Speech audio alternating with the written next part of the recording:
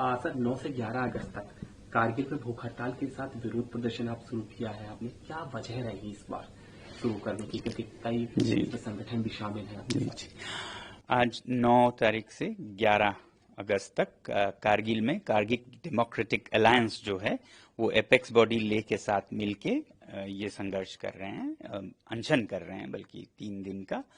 तो इसका कारण यही है कि पिछले कई महीनों से जो बातचीत शुरू हुई दिसंबर जनवरी में, वो बहुत धीमे चले। पिछले 8 महीनों में 2-3 ही वार्ताएं हुई और अब रुक से गए हैं।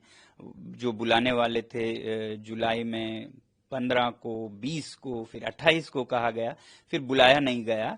और लोगों में बेताबी ये है कि अब चुनाव आने वाले हैं हिल काउंसिल के, तो वो जो पिछले चुनाव में वादे किए गए थे, 6 शेड्यूल में संरक्षण होगी और फिर स्टेटहुड की जो लोगों में उम्मीद है, जैसा जम्मू कश्मीर में उम्मीद है या उनके साथ वादा है, तो लद्दाख को भी ऐसा मिले।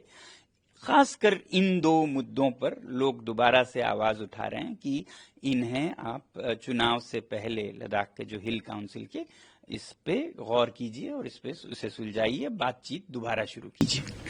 सर आपकी क्या मांग है मंत्रालय की, क्या विश्वास दिया गया है?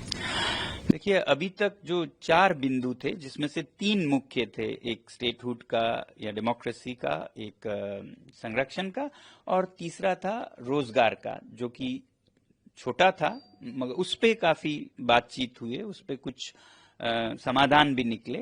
और अब बारी है खास जो मुद्दे हैं उनकी, वो हैं 6वां शेड्यूल और लोकतंत्र की बहाली, जिस पर कोई बयान नहीं दिया गया, बस बुला नहीं रहे हैं।